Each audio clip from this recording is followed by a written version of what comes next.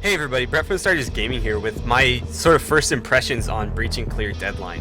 Now before we jump into the tutorial mission, which is what I'm going to show you guys, you can see here I've already started the campaign on my own personal playthrough. I just want to get this out of the way. If you were looking for a direct sequel to the original Breach and Clear, probably not the game for you, and I'll show you why in this impression series. But before I talk too much, let's go ahead and jump in. And so we're going to start a new campaign. Hopefully it doesn't overwrite my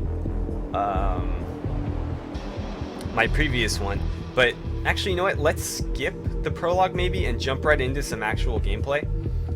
That way I can show you the class systems a little bit better rather than going through the control tutorial again. Actually, you know what, let's do the tutorial just so it'll give you a better idea of the mechanics, and hopefully we have enough time to kind of look at the character creation and the classes. So basically what this game is if you took the original Breach and Clear and then you took Pillars of Eternity, the sort of like top-down strategy that came out not too long ago, it's very, very similar to sort of a hybrid between the two, and you'll see that very, very shortly here. So I'm going to skip through the dialogue here because we're not concerned with the story so much as we're concerned with the gameplay. Okay, so what you can do here is if you click, your team will follow. And so obviously there's no more turn-based stuff going on here. And so you can either move with WASD, as it's saying here, or you can click with the mouse. If you lose anybody, you can hit C and they'll regroup on you. But let's go ahead and get through here. So when you hit the door, you can either choose to open it normally, or you can throw a breaching charge on it. Let's just kick it down. And so we'll get to this room here. Now, you have two options. You can either click, you can click on the characters themselves. It's not going to let me because of the little tutorial here. But you can cycle through them by pressing tab. Also by pressing 1, 2, 3, and 4, corresponding to the order here. When you get into the actual game, you can click their names as well as their characters, and it'll let you switch as well. Got it. So let's just pick the first guy and let's continue on. And so now we're going to use a class-specific skill, which is the Breacher. And so I think our Breacher is 3. So let's go ahead and place that charge. And then they're going to kind of jump out of the way here and let it blow up. And now we're going to get into some combat. And so here come the zombies. And okay, there we go. So we're now in command mode. This is sort of where the pausable real-time combat comes into play here, and so it's going to kind of force me to go in certain positions. Let's start with Mr. Hall here, our weapons sergeant. So he's got the machine gun. He's sort of the heavy class. His main skill is going to be suppression, and I don't think it'll let me use it just yet, but we'll see it very shortly. So he's going to move to there. There is cover in this game. Obviously, it's not going to be as much of an issue without enemies shooting back at you, but it does still come into play because the zombies can't really get through it. So let's go ahead and set them up there. Now that we've got everybody moved, if we hit space, the game will start to play. As soon as you let go of space, the game will stop. And so it's sort of like an inverted pause system. The game is always paused until you run the time, which I kind of like for a game like this, because you have to be consciously running the time rather than accidentally telling it to go and forgetting to do something. So I do like that quite a bit. So we'll get into position here. Now what we can do is we can specifically tell each guy to target one enemy. So I'll just do basically one each all the way across. Actually, it looks like they're going to double team because I misclicked, but well. So there we go. Now we'll go ahead and advance time, let them shoot it out, and they'll auto-target as needed, but if you want to override that, you obviously can. Okay, so now is where we get into the different types of movement. And so it wants Mr. Hall to move. Well, let's go with him first, he's on the end. So you can just click to there, and he'll just sprint to there, as we did right there. And you notice as they were moving, they weren't firing their weapons, and so that can be an issue. So what we're going to do here is we're actually going to what they call sweep. And so you'll click and hold, and you'll see now I can kind of choose the facing of this guy. And obviously we want him to face the door. So we'll do that, and he's going to now fire his weapon as he moves and then take up that position that we told him to. And so we'll do that with all 4 of our teammates. Make sure they're all facing the door. On it. Like so. And see, they're actually facing the door the entire time they move now. And so left alt in group mode, you can issue orders to the entire squad. So let's do that. See, now my cursor has 4 things on it. I can tell everybody to just move there. So in we go. Now we're going to get into unit specialization. So let's go ahead and take our weapons sergeant. Again, the machine gunner guy. He's going to be able to suppress enemies. And so what that does is it pins certain enemies down and doesn't let them move. So we're going to go ahead and do that. And then we'll right click to bring up our sort of like class menu. And what we want to do here is, I have all kinds of options, but we want to choose suppression. And so it'll give us another option set here. We want to aim it at them. And then we want to take our explosives guy. Apparently it's 2, okay. So we want to move here, and then again we'll right click and we'll use our satchel charge. And we'll lob it into this target here.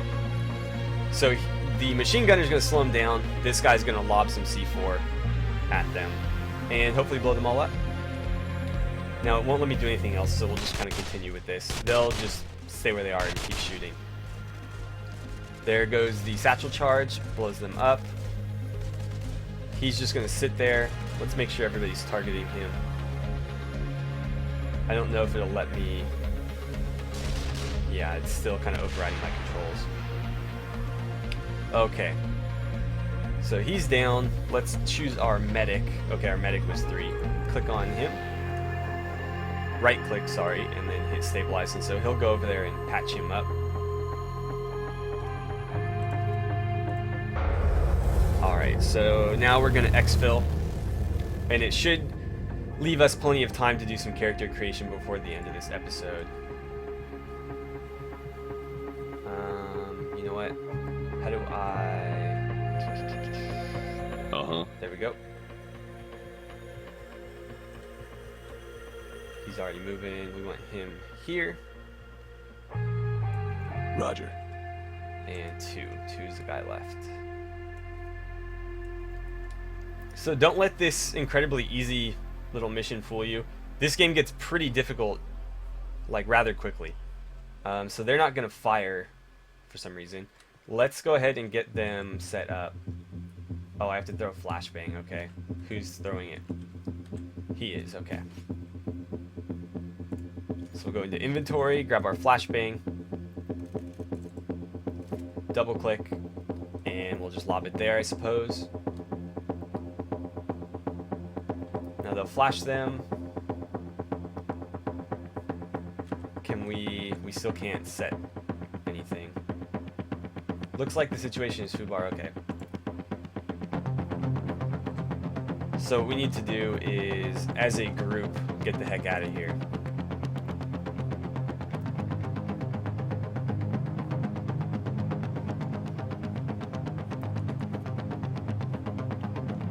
So we're just going to keep running. I don't think it'll let me actually fight this out.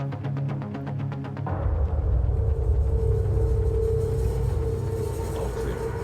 Okay. Good work. All clear. So now we'll look at character creation in the different classes. Let's go ahead and customize. So you get the same facial options as before in the previous game. I think they're exactly the same. Now you've got, let's see, 1, 2, 3, 4, 5, 6 different classes. So the first one we've got here is Explosive Expert, and you saw a little bit of him during the tutorial there. He's the guy with the satchel charges, you know, grenades, breaching devices, things like that. So obviously somebody that you're probably going to want to have around. Then you've got your Weapon Sergeant, who is going to be your Machine Gunner. Probably another class that you're not going to be able to live without. You know, he's got the machine gun, he can suppress guys. You can, again, specialize weapon, so you don't necessarily have to be carrying a machine gun. You can be carrying an assault rifle with this guy. And the same goes for the other classes as well. You can see he's got an SMG specialization and an assault rifle specialization. So you have different class weapon options, but also, you know, all these different skills. So this guy's sort of like tanky, but he's not the true tank, as you'll see in a bit. Now we've got Fire Team Leader. He's actually the true tank. See, he's got a provoke skill, so he can kind of bring the guys to him. You can buff his health. But yeah, so this guy is sort of your true tank, I guess. He's got like the, I forget what you call him. He's got the pulls, he's got the aggros, basically. And then your scout, he is sort of an interesting class. You basically choose between sniper rifles and shotguns. I don't have a lot of experience with this class, but he's sort of a utility class. You can see bigger backpack, rare drops, and actually he can specialize in assault rifles as well.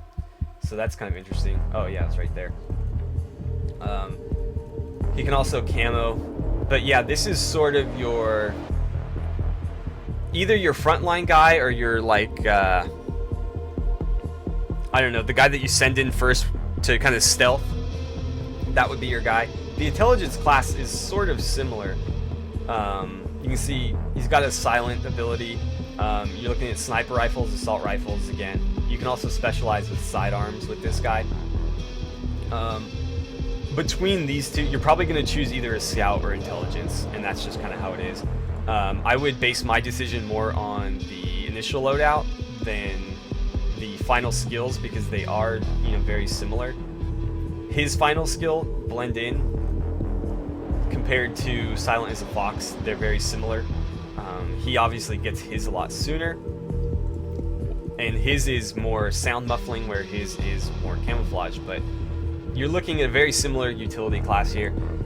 He starts with the shotgun. He starts with the sniper rifle. He's got way more accuracy. He's got better movement. But again, there's sort of like stealth classes. Now the medic, again, another class you're probably not going to be able to do without. You can specialize with SMGs, I assume. Yeah, assault rifles as well, sidearms.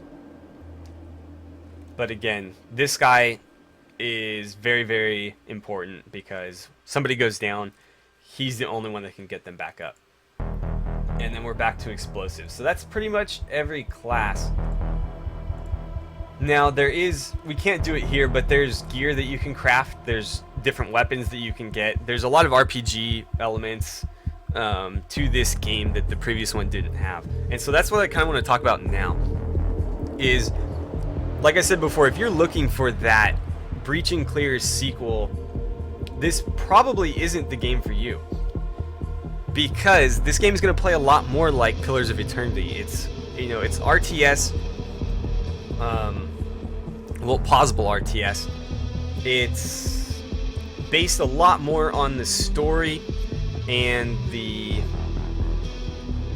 you know, the RPG elements and classes that, you know, Pillars of Eternity would have, where Breach and Clear, you sort of set up, you had classes, but you basically set up a fire team. And it was more about the tactics you employed than the classes you were using. And so this has a much stricter class build than Breach and Clear did. And you may have noticed it doesn't really focus on weapon skills at all. Obviously you've got like proficiency and specialization stuff like this, but in the previous game you had like accuracy and reload skill and things like that. This game you're not going to see any of that. And so if you were looking for, you know, just a true turn-based tactics game, this really is not going to be the game for you. If you were looking for, you know, another RPG in the same vein as Neverwinter Nights or Pillars of Eternity or games like that, but with a little bit of a different flavor to it, this is probably the right game for you, because now you've got, I mean, you don't have a fantasy setting, but you've got, you know, modern military setting with zombies. And so probably, I don't know what their target audience was for this game, but again, I don't think if you were, I mean, I was a fan of the original Breach and Clear, don't get me wrong, but this is definitely not designed for people who were looking for Breach and Clear. I think that this game offers a little bit more of a complete experience than the original Breach and Clear, because the original Breach and Clear was very much, well, it was sort of arcadey, I guess. You basically picked a map, you tried to clear it, and then you went back to the menu. This game, you're in sort of a persistent story. The things you do earlier in the story are going to affect your characters later on. Your characters die, you lose, you don't go back to the screen and try again. I mean, obviously you reload from the save point, but it's really not at all the same kind of experience that you got in the original Breach and Clear. And so that was just sort of, I wanted to do a series, or not a series necessarily, I wanted to do it like an impressions episode on this game, just to kind of clear that up for some people that maybe weren't sure. Because if you were buying this game hoping for a better Breach and Clear, I don't think that's what you're getting necessarily. I do think that this game is an improvement on the original Breach and Clear, but not in the way that I think a lot of fans of the original might have been hoping for. So that's all I kind of wanted to say to you guys. And so if you are regular followers of my channel and you'd be interested in seeing a series on this, definitely let me know. If you were looking for like a review or first impressions on this game and you found my channel, cool. Definitely stick around. Let me know if you guys would like to see some of this as well. But yeah, thank you guys for watching, and I will see you later.